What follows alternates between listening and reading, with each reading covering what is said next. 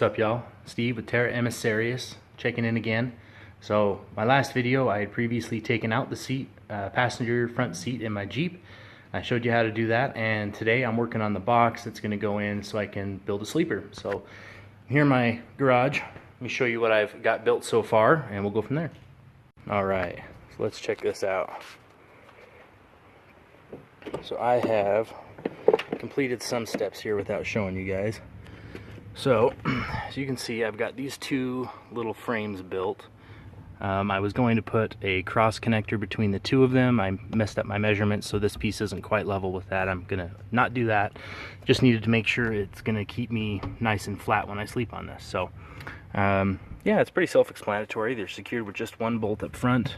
Found out it wasn't gonna work to use these two bolt holes in the back, here and back here. So really, this is just to make sure the boxes don't slide around while I'm sleeping on it and when I'm driving. Other than that, you really don't need to use them at all.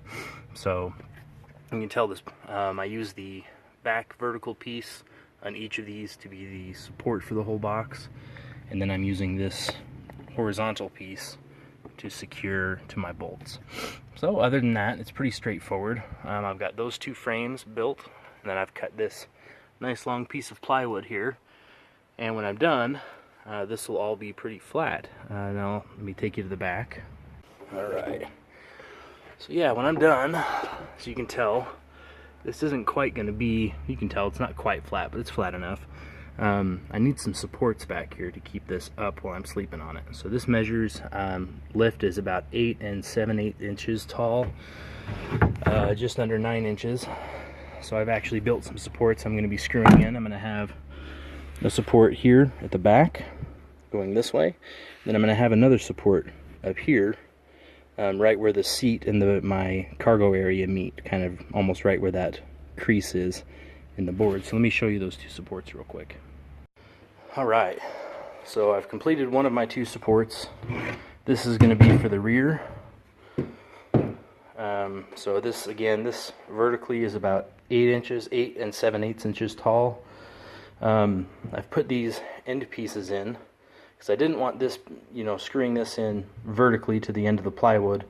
It's really old plywood. There's a chance that the screws would just break out. If I moved back and forth, this whole thing could wobble. It's not very secure. So I'm going to secure it with a screw here, here, here, and then here. And these two pieces will keep this piece from wibble wobbling back and forth and breaking. So I've got this one done. And then the one for the center, again, to keep it from wobbling and breaking out, I've got a center support I'll be putting in this one. As I'm short on wood, I'm just making do with what I have. And you also want to keep these two pieces together so that they don't come apart. So I'm going to use these two blocks to keep them together, and this block to keep it vertical. So this one is secured with 3-inch, what were they called here? Modified truss screws. So these were 3-inch modified truss screws there. They look like that. Let's see if I can get that to focus. Yep. So again, those are 3 inches. This top one is a 2x4, so you can see about how long those are. I wanted to use those as they would provide more security and support. Only used 2 screws, one here and one here, so there's still a chance that they come apart, but it's very unlikely. So that's about where I'm at. I'm going to secure both of these supports to my plywood, and then I'm probably going to end up putting 2 bolts the front of my plywood into my frames to keep the whole piece of plywood from sliding back and forth as I drive. I'm either going to use deck screws to secure it, or I'm going to drill bolt holes so that I can use some larger carriage bolts to insert and take out as I see fit. So other than that, it's really a 3-piece system. I've got the plywood on top and the 2 frames up front, and other than that, it's use as needed.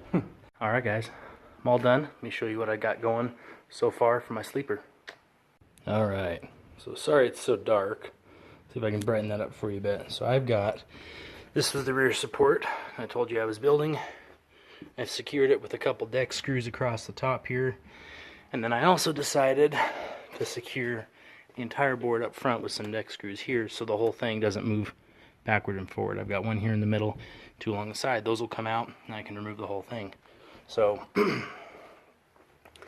I've got this support here secured with those deck screws, and this support that I had built I was going to screw in but it seems to be unnecessary. The whole thing isn't going anywhere, so this will slide out, and then I can use this space under here for storage if I'd like.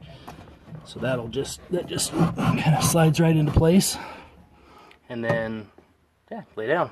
So it actually works pretty good. I thought I was going to have my head up there. Turns out I'm going to have my head down here, as my whole Jeep kind of slants down this way just a tiny bit. So yeah, should be nice. It's all set. Then end of the day, close it up. Still got a little bit of room for storage here, over there. You're all set. So that's the build. I've got a nice 2-inch foam mattress pad. I'm going to throw in on top of that and then roll up my sleeping bag, and I'm good to go. So I'm going to go find me a camping spot in the next day or two, and we'll do a little review and let you know how it goes.